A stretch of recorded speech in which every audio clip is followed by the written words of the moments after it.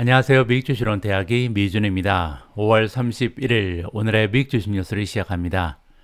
어제는 제가 개인적인 용무로 인해서 오늘의 미국주식 뉴스 방송을 하루 쉬었습니다. 대신 미준이 대신 만나러 갑니다 코너를 지난 주말에 준비해서 보내드렸는데요.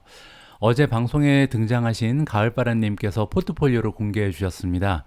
그래서 이제 가을바람님 포트폴리오에 들어가 있는 종목 얘기를 하다가 이제 엔비디아 얘기가 잠깐 나왔거든요. 그 방송을 보시고 이제 라르고라는 아이디를 쓰시는 구독자분께서 미주님 덕에 엔비디아 수익 200%가 넘었습니다라는 굉장히 기쁜 댓글을 남겨주셨습니다. 일단 축하드립니다. 수익률이 저보다도 좋으시네요. 그래서 굉장히 좋은 수익률을 자랑하시는 분들이 많이 계신데 개인적으로 너무나 기쁜 마음이고요. 제가 이제 2년도 넘었죠. 2020년에 엔비디아 5년 후 예상 주가는 이라는 제목의 영상을 여러분들과 공유한 적이 있습니다. 그런데 이제 이 영상 관련해서 한 가지 여러분들께 보여드리고 싶은 사실이 있는데요. 댓글을 보시면 이제 최근에 2일 전에 그리고 5일 전에 올려주신 댓글을 보면 감사 또 감사합니다. 뭐 이때 샀어야 하는데 라고 남겨주신 분도 계시고요. 그런데 이제 불과 5개월 전만 해도요, 이런 댓글이 줄을 잃었습니다. 망했다. 뭐 3년 후입니다. 망했네요. 3년 후입니다. 망했네요. 다들 살아있냐? 2년 후에 보니 웃기네. 뭐 이런 식으로 굉장히 좋지 않은 내용의 댓글이 많이 있었거든요. 제가 이런 댓글을 여러분들께 보여드리는 이유는 뭐냐면 사실 기업은 가만히 있었습니다. 우리가 스스로 주가를 올리고 내리고 투자자들이 이제 많은 자금을 넣게 되면 주식의 가격이 올라가는 거고 또 자금을 빼면 떨어지는 거잖아요. 그래서 이제 경기를 타면서 뭐 금리 인상이라든지 여러 가지 매크로의 영향으로 인해서 엔비디아의 주가가 왔다 갔다 하고 있는데요. 똑같은 영상, 그것도 한 3년 가까이 된 예전의 영상을 보면서 댓글이 이렇게 올라갔다 내려갔다 하는 것을 보면서 정말 주식 투자는 장기적인 관점을 가져야겠다라는 생각을 저도 나름대로 해봤습니다.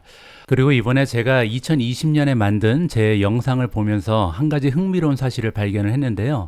자, 그때 이제 2025년 예상되는 엔비디아의 주가를 계산할 때 여러분들 기억하시겠지만 주가는 실적 곱하기 멀티플이죠.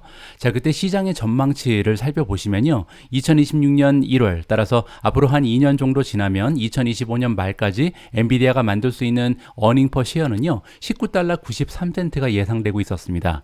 한 주당 만들어낼 수 있는 어닝이 한 20달러 정도 된다. 이렇게 보시면 되죠.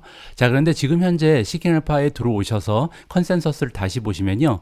자, 2025년 말까지 만들어낼 수 있는 한 주당 순이익은 12달러 23센트로 줄었습니다. 자, 그런데 여러분들 기억하시겠지만 엔비디아는 4대1 주식 분할을 했거든요. 자, 그 얘기는 뭐냐면 지금 우리가 2020년에 예상 주가를 계산할 때 사용한 EPS는 4분의 1로 나눠야 된다는 얘기입니다. 자, 다시 얘기하면 19달러 93센트였죠. 19달러 93센트 나누기 4를 하면요.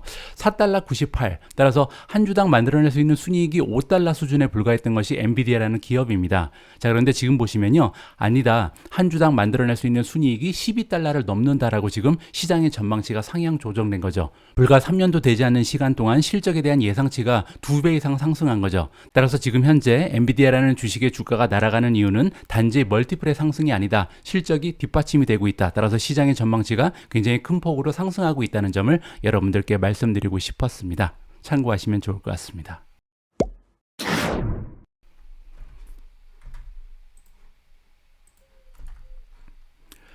자, 그러면 3, 2, 1. 자, 그러면 다가오는 6월 달에도 엔비디아를 비롯한 테크 주식의 상승 추세가 지속되기를 바라면서 5월의 마지막 오늘의 미국 주식 뉴스 바로 시작합니다. 어제도 미국 증시는 또 상승을 했습니다. 다우존스만 이제 마이너스 0.15% 소폭 하향 추세를 보여줬고요. S&P 500은 횡보, 그리고 나스닥은 0.32% 추가적인 상승을 지켜냈습니다. 자, 어제 주가의 상승률이 가장 도드라졌던 성장주의 이름을 좀 확인해 보면요. 업스타트가 16.97% 하루 만에 폭등을 했고요. 차지 포인트가 14.13%, 소파이 11.46% 올라갔습니다. 그 밖에도 아이온큐가 9.9, 레모네이드 9.7, 클라우드 플레이어가 8.21% 올라갔고요. 스템이 8.11, 팔란티어 7.77, 코인베이스 7.47% 올라갔습니다. 그 밖에도 밑으로 오시면 이제 테슬라가 4.14% 추가적으로 올라가면서 드디어 200달러를 초과했습니다. 다시 이제 예전 수준으로 돌아온 거죠. 자, 그런데 여기에서 어제 주가의 상승이 도드라졌던 종목들의 공통점이 하나 있는데요. 자, 일단 업스타트는 인공지능을 활용을 해서 대출 서비스를 제공하는 플랫폼이죠. 자, 그 밑에 보시면 아이온큐는 양자 컴퓨터입니다. 따라서 뭐 인공지능하고 직접적인 관련은 없지만 비슷한 느낌이 나는 그런 주식이라고 볼 수가 있고요. 자, 레모네이드도 인공지능입니다. 인공지능을 활용을 해서 보험 서비스를 제공하는 기업이죠. 자, 그리고 스템이 나오는데요. 스템 역시도 인공지능을 활용을 해서 그린 에너지를 관리하는 시스템을 구축하는 그런 기업입니다. 팔란티에 역시도 인공지능을 활용해서 이제 데이터, 빅데이터를 관리한다. 이렇게 볼 수가 있는 거고요. 따라서 어떻게 보면 지금 현재 인공지능의 붐이 계속적으로 시장에 순풍 역할을 하고 있다. 이렇게 정리가 가능할 것 같습니다. 지금 현재 미국 증시의 주인공은 누가 뭐라 해도 엔비디아입니다. 엔비디아의 주가는 어제도 상승했습니다. 하루 만에 3% 가까이 상승하면서 어느덧 주가는 400달러를 넘어갔습니다. 자, 그리고 밑에 내려오셔서 마켓캡 시가총액을 보시면요. 963.18 빌리언을 찍고 있습니다. 따라서 조만간 1조 달러를 넘어가는 시가총액을 가지게 될 대형 기업으로 성장할 가능성이 높다. 이렇게 우리가 좀 기대감을 가질 수가 있는데요.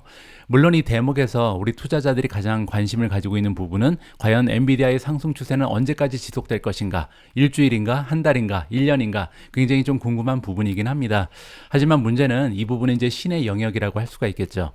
하지만 오늘 제가 엔비디아 관련한 그 영상을 좀 준비하면서 한 가지 느낀 점이 있는데요. 지난 3일 동안 엔비디아 관련해서 4개의 뉴스가 지금 보도가 되고 있는데요. 모두 새로운 파트너십에 관련된 부분입니다.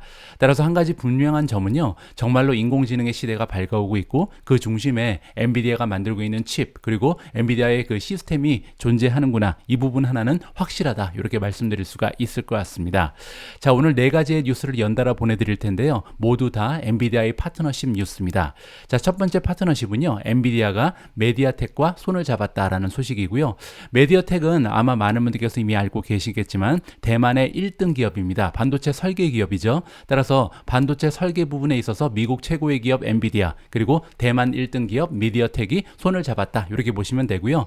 자, 두 기업이 손을 잡고 하는 일이 궁금해지는데 여기 나와 있는 것처럼 커넥티드카 커넥티드란 말이 들리면 이제 스마트라고 보시면 되거든요. 스마트카에 들어가는 AI 캐빈 솔루션을 만든다. 자, 여기 나와 있는 캐빈은 뭐냐면요. 자동차 내부를 얘기합니다. 운전자가 앉아있거나 아니면 승객이 앉아있는 이 내부 안에 커넥티드 카를 위한 솔루션을 제공한다. 그 얘기는 이제 엔터테인먼트라든지 인포메이션, 뭐 화상 채팅도 될 것 같고요. 여러 가지 다양한 이제 기능을 AI가 이제 구축하게 되는데 스마트카를 만드는데 두 기업이 손을 잡았다. 이렇게 보시면 되겠죠. 따라서 조만간 자동차 안에서 영화도 보고 뉴스도 보고 뭐 주식 투자도 하고 화상 채팅도 하고 이런 시대가 밝아올 텐데 여기에 엔비디아와 미디어텍이 결정적인 역할을 하기 위해서 손을 잡았다. 이렇게 정리를 해드릴 수가 있겠습니다. 자, 엔비디아의 두 번째 파트너십을 살펴보도록 하겠습니다. 이번에는 WPP가 등장합니다. 제가 지내고 있는 영국 회사인데요. WPP는 전 세계 최대 규모를 자랑하는 광고 회사, PR 회사라고 보시면 됩니다. 자, 엔비디아가 이번에 전 세계 최고의 규모를 자랑하는 마케팅 회사인 WPP랑 손을 잡고 파트너십을 결성하는데요. 자, 엔비디아는 WPP를 위해서 뭐를 하는가? 여기 써있죠. 제너러티브 AI 컨텐츠 엔진을 만들어준다. 그리고 이 엔진을 이용해서 WPP는요. 디지털 광고를 활성화시킬 것이다 라고 이해가 가능합니다. 조금만 더 보시죠. 자, 이번에 파트너십은 목표로 하고 있다. 자, 아까 말씀드린 것처럼 컨텐츠 엔진을 만드는데요. 이걸 가지고 이제 디지털 광고를 활성화시킨다. 이렇게 보시면 되고요. 자, 어떠한 기술력이 들어가냐면 엔비디아가 구축해놓은 옴니버스 그리고 인공지능을 활용한다라고 나와 있습니다. 옴니버스는요. 엔비디아 버전의 메타버스라고 보시면 됩니다. 가상 공간이죠. 이 가상 세계에 들어가서 이제 디벨로퍼들이 머신러닝도 하고 새로운 프로그램도 개발하고 이러는 거거든요. 자, 이러한 옴니버스와 인공지능을 활용을 해서 이제 새로운 컨텐츠 엔진을 만들게 되고요. 자, 그렇게 되면 이 엔진을 이용을 해서 이 파트너십에서 하이 퀄리티, 굉장히 퀄리티가 높은 커머셜 광고를 제작하는데요. 좀 더 빠르고 효율적으로 따라서 비용은 굉장히 낮게 설정이 될 수 있다라고 나와 있습니다. 제가 투자하고 있는 또 다른 기업 하나가 있죠. 디지털 광고를 전문으로 하는 더 트레이드 데스크가 있는데요. 더 트레이드 데스크에는 굉장히 안 좋은 악재가 발생했다. 왜냐하면 광고계에 이제 엔비디아가 등장을 했다. 그리고 혼자 등장한 것도 아니고 WPP라는 전 세계 최대 규모를 자랑하는 광고 회사랑 엔비디아가 손을 잡았다. 이렇게 이해가 가능할 것 같습니다. 자, 엔비디아 관련 세 번째 파트너십 소식입니다. 자, 이번에도 파트너가 굉장히 좀 거물입니다. 손정희 회장이 이끌고 있는 소프트뱅크랑 파트너십이 결성된다라는 반가운 소식이고요. 자, 두 기업이 손을 잡고 제너러티브 AI, 생성형 AI, 그리고 5G, 6G 애플리케이션 응용 프로그램을 개발한다라고 나와 있습니다. 조금 더 자세한 내용을 보시죠. 자, 엔비디아 소프트뱅크가 이번에 콜라보레이션을 시작한다. 파트너십이 결성됐다는 거죠. 두 기업이 손을 잡고 플랫폼을 구축하는데요. 제너러티브 AI, 생성형 AI, 그리고 5G, 6G 애플리케이션을 개발하기 위한 것이다. 자, 그리고 이번에 구축되는 플랫폼을 이용을 해서 소프트뱅크가 가지고 있는 계획은 뭐냐면요. 새로운 AI 데이터 센터를 일본에 개발할 예정이다. 새로운 AI 데이터 센터를 이번에 만드는데 거기에 엔비디아의 칩이 들어간다. 이렇게 보시면 되겠죠. 자, 이번에 새롭게 구축되는 플랫폼 같은 경우는 생성형 AI, 그리고 5G, 6G 애플리케이션을 개발하는데요. 자, 어떤 칩이 들어가는지 나와 있습니다. 엔비디아의 GH200 그레이스 하파 슈퍼 칩이 들어간다. 따라서 굉장히 좀 커다란 규모의 파트너십이 아닐까 개인적으로 추측을 해봅니다. 안타깝게도 지금 정확한 규모는 지금 나와 있지 않은데요. 나중에 업데이트 소식이 발표가 되면 여러분들께 재전달을 해드리도록 하겠습니다. 자, 엔비디아 파트너십 하나 더 있습니다. 이번에는 이스라엘까지 갑니다. 자, 엔비디아가 이번에 슈퍼컴퓨터를 이스라엘에서 만든다고 나와 있고요. 자, 이스라엘에서 한 가지 더 희소식이 있는데 네트워킹 플랫폼도 런칭을 한다. 자, 이번에 구축되는 네트워킹 플랫폼에서는 이 이더넷 베이스드 AI 클라우드를 위한 것이다. 자, AI 클라우드가 이제 이더넷 베이스다라는 것은 이제 여러 개의 컴퓨터를 합쳐서 시스템, 네트워크를 구축한다. 이렇게 보시면 되는데요. 인공지능 클라우드를 위한 것이다. 이렇게 설명이 가능합니다. 자, 조금만 더 보시죠. 자, 엔비디아가 발표했다. 런칭한다고 발표했는데요. 하나의 네트워킹 플랫폼을 새롭게 런칭한다라고 합니다. 자, 이 네트워킹 플랫폼의 이름은 엔비디아 스펙트럼 X라고 나와 있고요. 자, 디자인이 돼 있다. 목적이 뭐냐면 퍼포먼스를 향상시키기 위해서, 따라서 이더넷을 베이스로 하는 AI 클라우드의 성능을 향상시켜 주는 것이 이번에 새롭게 개발된 엔비디아 스펙트럼 X의 역할이다. 이렇게 보시면 되고요. 자, 한 가지 소식이 더 있죠. 이번에 개발하고 있는데 하이퍼스케일이니까 엄청난 규모를 가진 생성형 AI 슈퍼컴퓨터를 이스라엘에서 만든다라고 나와 있고요. 자, 이 슈퍼컴퓨터의 이름은 이스라엘 1입니다. 뭐 이 나라를 대표하는 슈퍼컴퓨터를 엔비디아가 만들어준다. 이렇게 우리가 추측을 해볼 수가 있겠죠. 자, 여기 보시는 것처럼 이스라엘의 데이터 센터에서 이번에 구축되는 슈퍼컴퓨터가 역할을 담당하게 될 것이다 라고 나와 있습니다. 자, 이렇게 네 번째 소식까지 살펴봤는데요. 자, 이번에 발표된 네 가지의 파트너십을 종합적으로 좀 분석을 해보면요. 일단 첫 번째로 우리가 알아볼 수 있는 사항은 글로벌 기업이다. 전 세계에서 지금 엔비디아를 원한다. 이렇게 볼 수가 있죠. 일단 첫 번째 파트너십은 대만의 미디어텍, 두 번째는 영국이었죠. WPP, 세 번째는 일본 소프트뱅크였습니다. 자, 그리고 마지막으로 이스라엘까지 엔비디아를 원한다. 따라서 전 세계의 많은 기업들 그리고 정부기관이 엔비디아를 원한다. 이렇게 볼 수가 있는 거고요. 자, 두 번째는요. 엄청나게 많은 산업에 엔비디아가 필요하다라고 우리가 살펴볼 수가 있었습니다. 대만 같은 경우는 이제 스마트카죠. 두 번째로 이제 영국의 WPP 같은 경우는 디지털 광고. 자, 세 번째 일본의 소프트뱅크는 5G, 6G를 구축하기 위해서 엔비디아의 도움이 필요했고요. 마지막으로 이스라엘 같은 경우는 슈퍼컴퓨터를 만들기 위해서 엔비디아의 반도체 칩을 이용을 합니다. 따라서 여기서 우리가 살펴볼 수 있는 것은요. 전 세계에서 엔비디아를 원한다. 그리고 두 번째로 모든 산업에 접목될 수 있는 반도체 칩을 개발하는 것이 엔비디아다. 이렇게 우리가 정리를 해볼 수가 있을 것 같습니다. 따라서 거품이긴 거품인데요. 실적도 뒷받침이 되고 그리고 또한 정말로 인공지능을 비롯한 많은 4차 산업혁명의 주도적인 역할을 하는 기업이 엔비디아다. 이 점은 확실한 것 같습니다. 다음으로 준비된 기사에는 TSMC 그리고 대한민국의 삼성이 등장을 합니다. 제가 지난주에 공유해드렸던 기사 내용에 따르면요. 앞으로 이제 인공지능의 시대가 본격화되면서 엔비디아의 인공지능 칩의 수요가 급등할 것이다. 자, 그렇게 되면요. 당연히 이제 TSMC의 수요도 급등을 하겠죠. 왜냐하면 엔비디아의 칩을 만들어주는 것이 TSMC잖아요. 자, 그리고 또한 TSMC의 장비를 제공하는 ASML의 그 노광 장비의 수요도 급등할 가능성이 높다. 따라서 세 기업이 동반 상승할 것이다. 이러한 논리의 기사를 여러분들과 함께 읽어본 적이 있습니다. 자, 그런데 반도체 칩을 제작하는 이 파운드리 기업은요. TSMC 말고 전 세계 두 번째 강자가 있는데 바로 삼성전자입니다. 자, 잠깐 시장 점유율을 살펴보면요. 2023년 1분기를 기준으로 했을 때 59%, 전체 시장의 59%를 TSMC가 가져가고 있고요. 삼성전자는 13%를 가져가고 있는 상황입니다. 한 가지 이제 안타까운 점은 1년 전과 비교를 해보면 TSMC는 54%에서 59%로 굉장히 많은 폭으로 시장 점유율이 올라갔고요. 삼성전자는 삼성전자는 15%에서 13%로 다소 떨어지는 모습을 보여주긴 합니다. 하지만 그럼에도 불구하고 아직까지 전 세계 파운더리 시장의 양대 강자는 TSMC 그리고 삼성전자다, 이렇게 우리가 볼 수가 있는데요. 자, 이번 기사의 내용에 따르면 그럼에도 불구하고 TSMC가 앞으로 삼성전자를 앞서 나가는 이유를 설명해 주고 있습니다. 자, 이렇게 삼성전자에 비해서 TSMC의 전망을 더 우세하게 보는 이유가 설명되고 있는데요. 바로 아티피셜 인텔리전스, 인공지능입니다. 앞으로 인공지능의 트렌드가 점점 더 커질 것이고 여기에서 많은 자금을 획득할 수 있는, 많은 수입을 올릴 수 있는 TSMC가 좀 더 우세해 보인다라는 것이 메디 호세인이라는 전문가의 의견이고요. 자, 이분은 서스퀘어나에서 하드웨어 쪽 그리고 테크 쪽의 시니어 애널리스트를 맡고 있는 분입니다. 자, 이분의 성적표를 한번 살펴보면 좋을 것 같은데요. 바로 이분이죠. 메디 호시아니는 8,367명의 애널리스트 중에 231위에 랭크가 되어 있습니다. 따라서 상위 3% 안에 드는 굉장히 좀 유능한 전문가죠. 자, 지난 1년 동안 석세스 레이트는 57%였습니다. 10개 정도의 주식을 추천하면 5개에서 6개 정도는 맞아 떨어진다, 이렇게 보실 수가 있고요. 지난 1년간의 에버리지 리턴 수익률은 12.3%를 보이고 있는 유능한 전문가다, 이렇게 보시면 될 것 같습니다. 자, 다시 기사로 돌아와서 나머지 부분을 읽어보면 좋을 것 같습니다. 자, 사실상 그렇기 때문에 TSMC의 주가가 지난주에 엔비디아가 굉장히 좋은 가이던스를 발표했을 때 동반 상승한 거죠. 그만큼 이제 시장에서도 TSMC가 가장 엔비디아와 많이 엮여져 있다, 동반 상승할 수 있는 자격이 있다, 이렇게 본다, 이해가 가능합니다.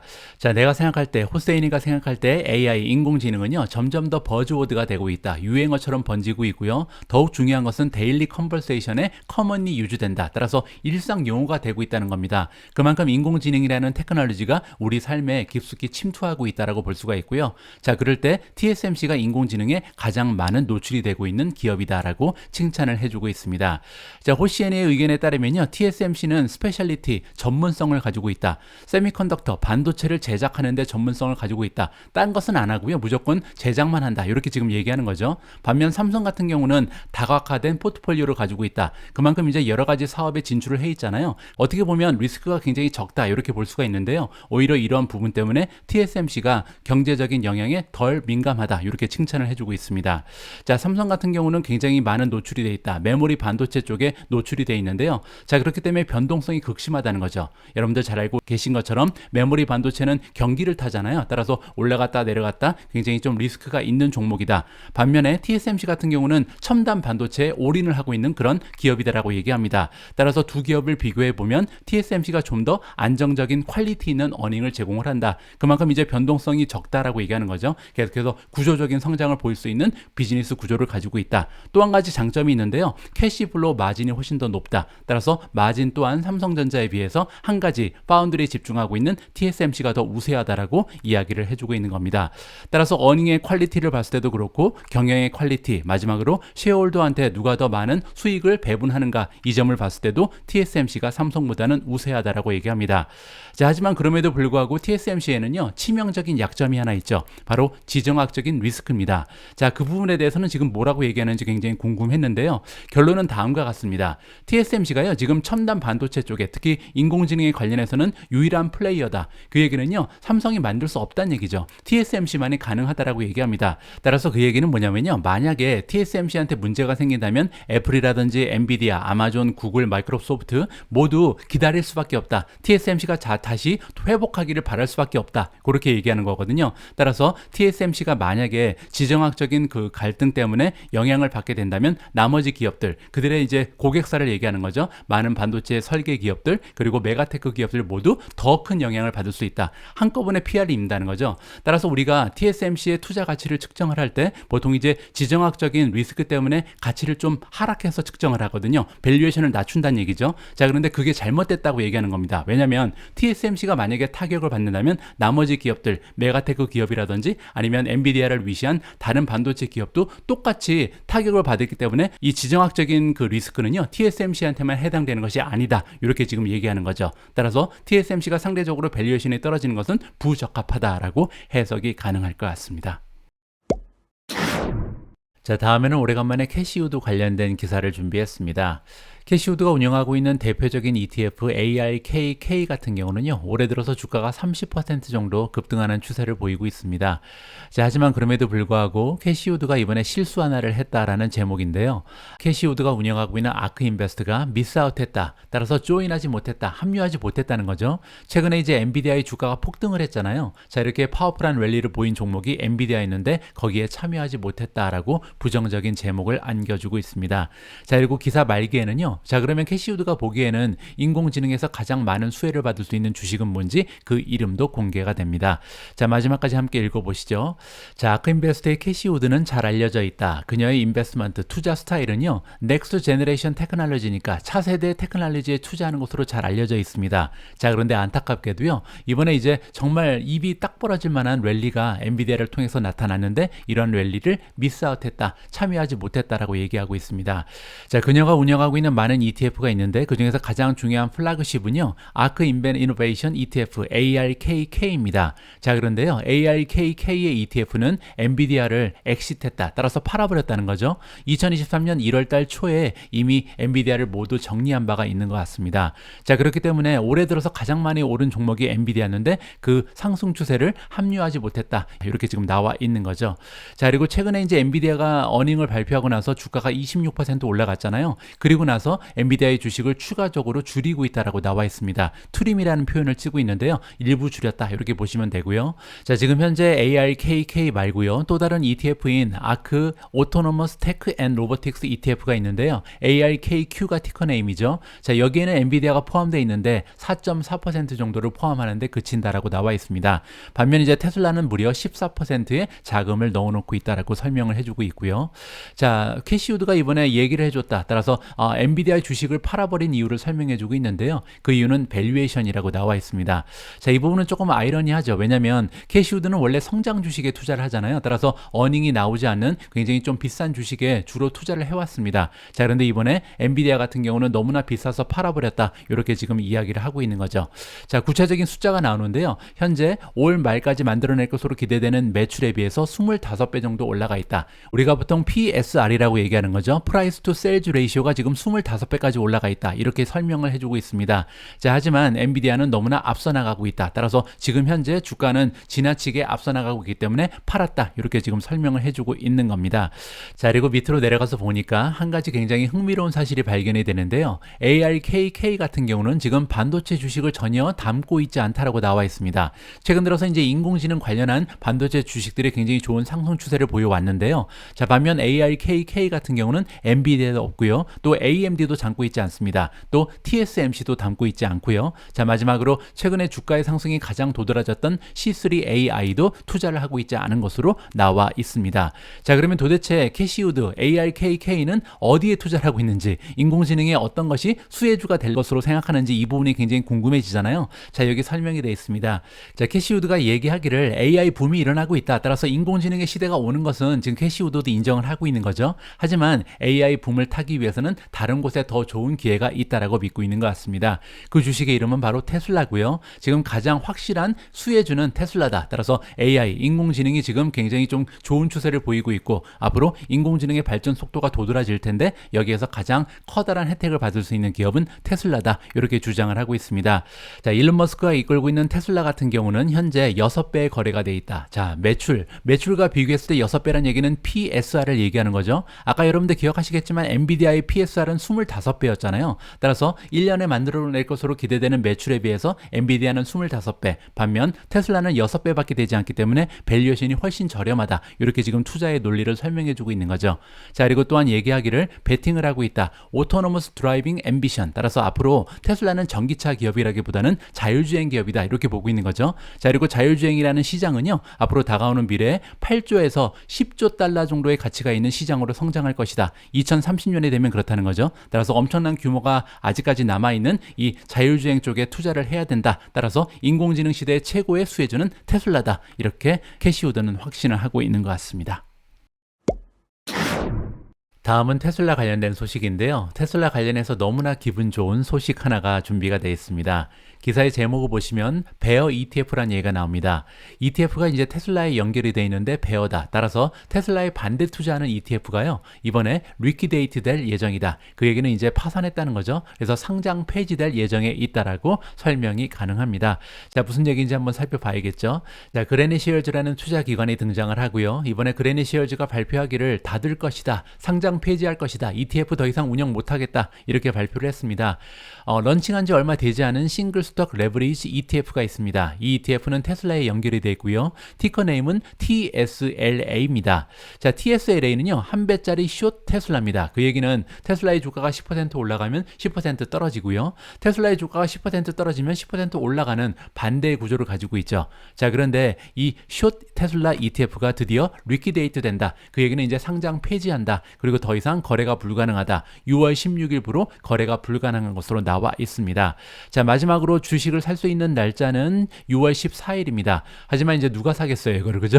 그래서 6월 14일까지는 살 수 있다라고 얘기하고요. 마지막으로 팔 수 있는 날짜는 6월 16일이다라고 발표가 나왔습니다. 자, 참고로 보시면 TSLA는 2022년 8월 9일 날 런칭이 됐습니다. 따라서 런칭한 지 1년도 안 해서 망해버린 거죠. 상장 폐지를 하게 됐고요. 익스펜스 레이쇼도 굉장히 높았습니다. 수수료가 무려 1.15% 정도에 이른다. 이렇게 이해가 가능합니다. 자, 이번에 발표된 뉴스에서 우리가 두 가지 정도의 의미를 부여할 수가 있는데요. 첫 번째로 이제 그래니트 쉐어즈에서 판단하기로 테슬라에 반대 투자하는 것은 위험하다. 이렇게 지금 판단이 된 거죠. 따라서 이 부분 굉장히 호재고요. 자, 두 번째로 테슬라에 들어가 있는 공매도 입장에서는 굉장히 불안해질 것 같습니다. 따라서 테슬라의 분위기가 반전될 수 있는, 뭐 지금 현재도 $200까지 올라가면서 상승 추세가 발견되고 있는데 굉장히 분위기가 반전될 수 있는 좋은 그런 소식으로 저는 이해를 하고 있습니다. 자, 다음은 마이크로소프트 관련한 커다란 호재를 전달해 드리도록 하겠습니다. 지난주 방송에서 제가 마이크로소프트가 승인을 따냈다. 액티비전 블리자드를 인수하는 것에 대한 승인을 중국 그리고 유럽 쪽에서 따냈다는 호재를 전달해 드린 적이 있는데요. 하나를 더 승인받았습니다. 이번에는 대한민국에서 승인을 받았다라는 반가운 소식이 전달되고 있습니다. 자, 마이크로소프트는 지금 690억 달러짜리 인수권을 진행하고 있죠. 액티비전 블리자드라는 전 세계 최고의 게임 기업을 인수하기 위해서 노력을 하고 있는데요. 자, 이번에는 사우스 코리아의 엔티트러스트 레귤레이터 독점 규제 기관의 승인을 화요일날 받은 것으로 보도가 되고 있습니다. 자, 구체적인 내용을 살펴보시면요. 이번에 상황을 좀 리뷰해봤더니, 우리가 검토를 해봤더니 결론이 일어났다. 자, 어떤 결론이냐면요. 마이크로소프트가 for close strategy, 따라서 배타적으로, 따라서 자기들이 구축하고 있는 온 플랫폼, 여기서 얘기하는 온 플랫폼이라는 것은 엑스박스를 얘기하죠. 자, 블리자드의 게임을 엑스박스에서만 운영하지는 않을 것이다. 이렇게 지금 얘기를 하고 있습니다. 사우스 코리아의 페어 트레이드 커미션, 우리가 보통 공정거래위원회라고 부르는 FTC가 이렇게 발표를 했고요. 연합뉴스에서 보도를 해줬다라고 반가운 이름이 등장을 합니다. 자, FTC, 대한민국의 공정거래위원회는 또한 구체적인 수치를 제시하고 있는데요. 마이크로소프트와 액티비전 블리자드의 시장 점유율에 대해서 얘기를 하고 있습니다. 아직까지는 포션이 굉장히 작다. 자, 왜냐면 컨설 게임 시장을 봤을 때는 2021년 기준으로 2%에서 4% 정도를 차지하고 있고요. 자, 또한 클라우드 게임 시장에서도 4%에서 6%를 점유하는데 그친다라고 이야기를 하고 있습니다. 따라서 독과점이 형성될 위험은 없다는 거죠. 자, 그러한 구체적인 수치를 제시하면서 이번에 승인을 해줬다. 굉장히 반가운 소식입니다. 자, 물론 아직까지 두 개가 남았습니다. 미국 그리고 영국을 통과해야 되죠. 영국에서 이제 반대 의견을 시사한 다음에 지금 현재 어필링을 하고 있다. 따라서 상소를 진행하고 있죠. 자, 마이크로소프트가 과연 미국 그리고 영국의 승인을 획득하면서 결국 액티비전 블리자드를 인수하게 될지 많은 관심을 가지고 계속 지켜볼 필요가 있을 것 같습니다. 오늘 마지막으로 전달해 드릴 기사는요. 아주 오래간만에 전기차 충전 기업 차지포인트에 관련된 뉴스를 준비했습니다. 어제 시장에서 차지포인트의 주가가 14% 넘게 급등을 했는데요. 그럴 만한 이유가 있었습니다. 뱅크 오브 아메리카에서 이번에 바이 레이팅으로 업그레이드를 해줬다. 지금까지는 이제 보유 의견에 머물렀었는데요. 처음으로 이제 바이 의견을 제시하면서 주가가 상승하는 계기가 됐습니다. 자, 뱅크 오브 아메리카가 업그레이드를 해줬다. 자, 바이까지 올려줬는데요. 자, 애널리스트 이름은 알렉스 브라벨이고요. 그의 팀이 이번에 생각할 때 차지 포인트는 계속해서 엑시큐션에 프루프를 보여줬다. 그 얘기는 계획대로 잘 진행하고 있다는 거죠. 그래서 투자 설명회에서 얘기했던 것을 그대로 잘 실행하고 있다. 이렇게 경영진을 충찬해주고 있고요.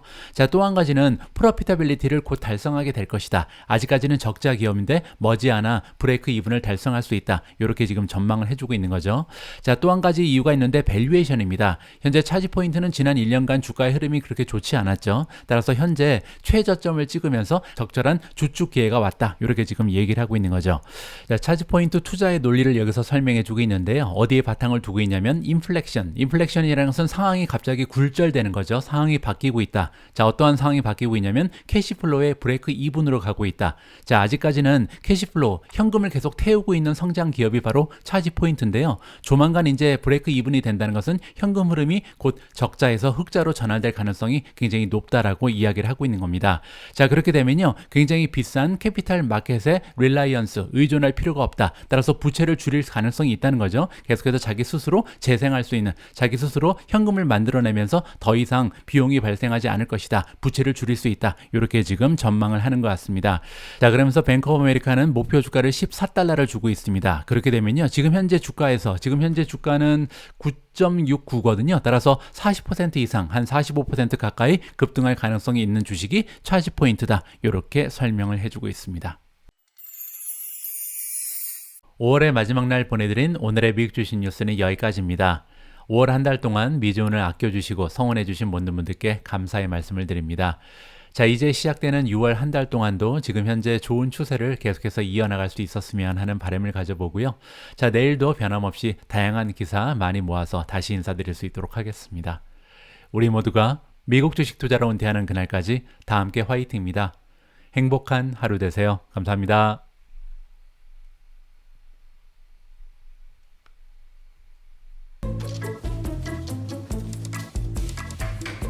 It's sunny, numbnuts.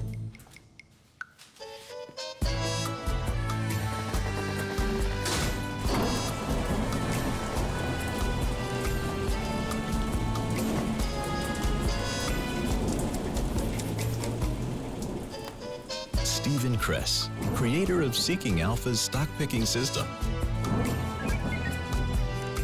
Seeking Alpha, all you need to know about investing in top stocks or in anything else. Seeking Alpha, be a better investor.